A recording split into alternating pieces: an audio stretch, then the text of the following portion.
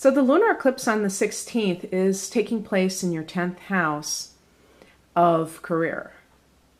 What could this mean? Well, the lunar eclipses are taking things out and the solar eclipses are bringing things in.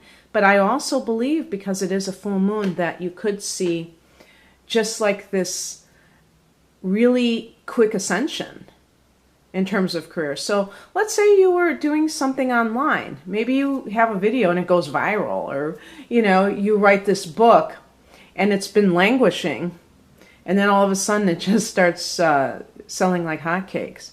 So I like to think of the really good things that can happen during the lunar eclipse, because it's a very powerful full moon. And full moons do not just bring endings. They can bring things to light, and they can bring things to fruition. They can make things abundant. So think about it like that, and there may be a lot of things happening because we have Jupiter in Virgo in that 4th house, the polarity between the 4th and the 10th houses, with the new moon, the full moon, with the 2 eclipses, I should say. And, Mercury is retrograding in your 4th house of home and family. So there's all this like back and forth stuff. So the Ace of Pentacles in a challenge position could be that you have some kind of setback. I shouldn't say setback. It might just be a delay. Setback implies that, it's going to be a lot longer than that. It just may be a delay of getting a loan or something like that, which Mercury, those kinds of things really can be affected by that. So just, keep that in mind, but realize that this new beginning, whether it be in some kind of business venture, including starting a new job, or money that it's either a windfall or a loan that you have been wanting, these things will likely go through. It just may be delayed for a while. So all of this might be related to this. And that's why I say be like this. And actually, that brings me to this card, because this is the attitude to adopt, and this is the Sun card, and it's very positive.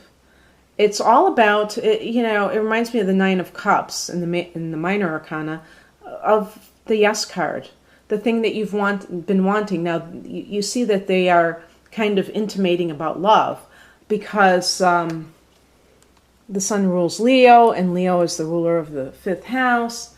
So it can be something with a love situation to understand that love is there. If you have those anxieties and are afraid that, you're going to lose this person, again, I think it's more of a case of not trusting your good fortune than anything else. And these are things, the Sun card is all about that positive thinking.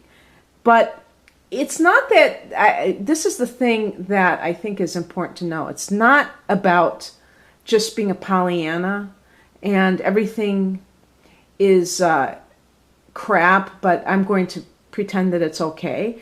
I think it's telling you that, there's a lot of good that is happening, that you don't have to pretend. You may have had some rough patches. The Death card is, indicative that you may have had a loss that kind of caused you to feel a bit ungrounded, unmoored, whatever you want to call it. But now you are experiencing a lot of joy. And don't allow these kinds of discursive thoughts to spoil that joy. And, even like, it's interesting too, because I told you about the Sun's connection, it rules Leo.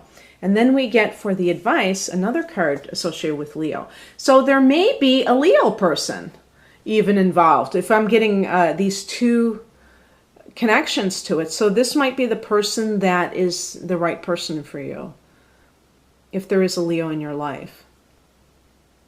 But in terms of the actual advice, it's like a no-brainer about keeping strong. But I think that it's also about learning what your strengths are. Because maybe you're trying to be something you're not in a certain situation, especially if you're, contemplating a new job and there's kind of like these pitfalls. Maybe you are not playing up to your strengths for some reason. Maybe you're in the wrong field. Maybe you're in the wrong department. Sometimes people, do things because it's more financially lucrative, or it has more of a status, but they would rather be doing something else. So it's like not only embracing your strength, but knowing what your strengths actually are. And that would mean, conversely, knowing what your weaknesses are, so that you're able to play up your strengths instead of, trying to twist yourself into a pretzel to conform to somebody else's standards and requirements for what you should be. And by the way, too, I am talking about relationships. That if you're in a relationship, it should be where you have that mutuality, if that is such a word, instead of you're attracted to them for other types of reasons, but you really are feeling a sense of alignment as a couple. But also, I think that, it is possible that the month during which Leo, is around, that may have been an important month for you. This, as I'm recording this on the 23rd of August, it has just passed. So that might have been significant for you in some way. But definitely anything related to a Leo individual or love, the things that Leo represents with the 5th house, which is creativity and love, children, those kind of things. Those may be issues that are important to you at this time. The outcome is the 4 of Swords. So this is kind of like the energy of taking a breather and reflecting on, it may be recuperating from something if you've had a particularly stressful period. And I definitely think, now you see we have a theme of swords in this. And so again, because you are an air sign, you are going to be one of the swords that they represent, along with Aquarius and Libra. And the air signs are characterized by their communications. And the way that they view the world is from an intellectual standpoint. So when you are in your life, if you feel like you're thinking too much, and this is something that I see with Gemini a lot, or people who have a moon in Gemini, maybe even Gemini rising, that they are always thinking. And you have to stop thought sometimes because, and that's what meditation is all about. And even if you don't stop thought, you can quiet them down, because that will help you even physically to recuperate. But it may be that, you've been through a lot of stuff and you need to have that time to just relax and kind of rejuvenate yourself. I really like the 4 of Swords. Even it's different than the Hermit card. The Hermit card is like someone who's really looking for this illumination. And I feel like the 4 of Swords is just somebody who is just trying to rest. It's almost more on the physical level in a lot of ways, I feel. But I do see the meditation being an important part too, because it is swords. So I feel like taking time out from thought is an important thing. And I just wanted to say this, a couple of things that have been going around in my head. And maybe some of you have even done this, I don't know. But there's this meditation called Vipassana. I hope I'm pronouncing this Vipassana. I don't know. It's something like that. And it's a 10-day meditation retreat. And it's free. And they have them all over the United States. I don't know about other parts of the world. But and I have to say, I don't know how many states they're in. They might not be in every, location. But what they do is they offer these retreats for 10 days, and you have to avoid electronics, any kind of diversion whatsoever. You just sit. They have like meditation sessions, and they teach you, I guess, how to do it. But you have to sit for hours at a time sometimes in meditation, like maybe 2-hour stretches, and then you take a break, and then you do it again. And they provide all the meals. It's totally free. They don't even allow you to pay for it. And then I think, you can make a donation later or something, but they're very intent on people, transforming their lives through this. So if that appeals to you, you can look it up online. If I think about it, I will link it below. But I mean, I've been thinking about doing this myself, and what I've been reading, people's experiences. It just kind of seems scary to me, just this idea of not having any diversion whatsoever, because I am, a lot like this myself when I'm describing in your cards. So these are the kind of things that are great for rebooting, and it just reminded me of that Four Swords card.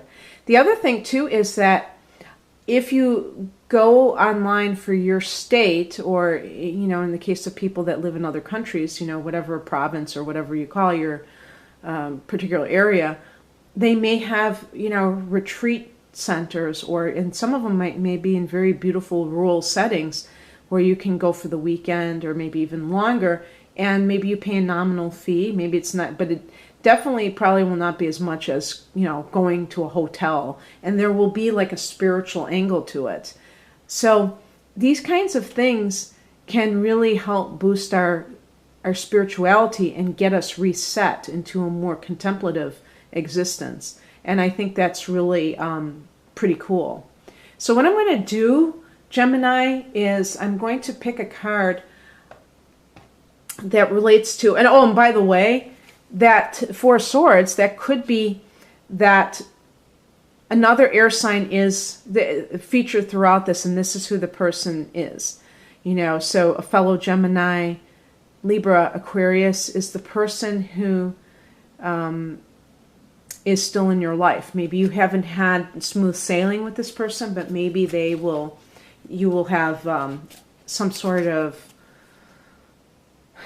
I don't know, reuniting with them. Maybe during the Mercury retrograde you will hear from them and you will get back together with them. That's always possible too. I just wanted to put that out there because, when you see so many cards of one suit, you have to acknowledge that might be connected to a particular sign in astrology. So I'm going to be picking a card from the Ascended Masters deck, and I'm going to just show you this. Oracle cards, Doreen Virtue. It's really, I'll show you the back of these cards. They're so, I just love them. I mean, they're just really nicely, printed. They're very sturdy, because I have this one deck, and I was very disappointed with how flimsy the cards were. So I appreciate this. So they'd make good gifts. Maybe I should contact Doreen Virtue and get like a little something something. I'm just kidding.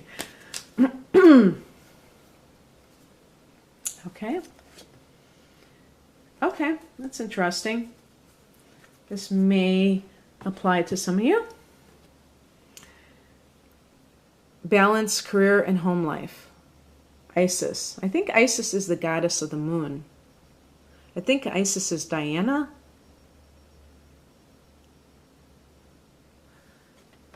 Okay, let me see.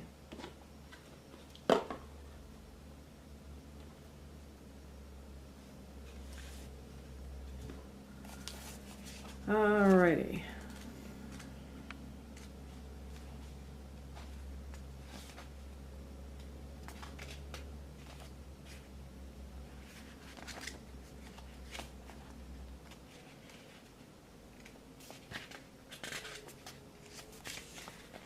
You drew this card as a reminder to keep balance in your life. You can do this more easily than you may imagine. You already know which part of your life is lopsided, and you may be feeling symptoms of burnout from this imbalance. You can rapidly shift your energy in positive ways by devoting time each day to your priorities. Even 30 minutes a day spent in meaningful ways will lift your mood, morale, and motivation. Additional meanings for this card. Play is a much needed requirement for you right now. Make sure that your needs are being met. Delegate work to others. Say no to unrealistic demands upon your time. Be honest with yourself and keep healthy boundaries in your work and home life. Spend more time devoted to activities that make your heart sing with joy. Isis demonstrated a perfectly balanced life as a great spiritual teacher and devoted wife and mother to Osiris and Horus, respectively. Isis is a much revered Egyptian goddess who symbolizes feminine strength and power. She can help you find enough time and energy to enjoy all aspects of your life if you'll ask for her assistance. Oh, that's interesting, because when I was reading that, I was thinking of this card about, this is about restoration. And you notice it's number 4. And I was telling you about that solar eclipse that's happening in your 4th house of home and family. The number 4 does connect to, it has that numerological connection to structure or stability. So I do see why it would be assigned to the home in the astrological chart, because that is where people feel that sense of structure. So anyway, Gemini, I hope you enjoyed this, and I wish you a wonderful September. If you'd like a private reading, please click on the description box below. A link is there for my website. Take care. Bye.